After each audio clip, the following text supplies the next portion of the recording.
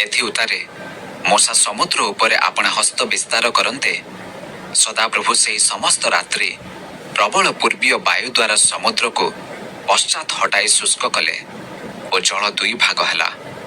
तहिरे इस्राएल संतानगण शुष्क पथ दे समुद्र मध्य गमन कले। पुणी सेमानंक दक्षिणरे और बामरे जल प्राचीर तुल्य है। एथि उतारे मिसरीय माने अर्थात फारोंकर समस्त अश्व रथ और अश्वारूढ़ लोक समस्ते दौड़ी सेमानंक पछे पछे समुद्र रे प्रवेश कले।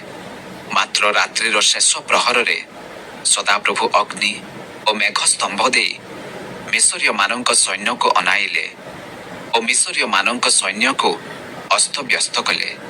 सेमानंक रथर चक्र बाहर करी पकान्ते सेमाने अति कष्ट रे रथ चलाइले।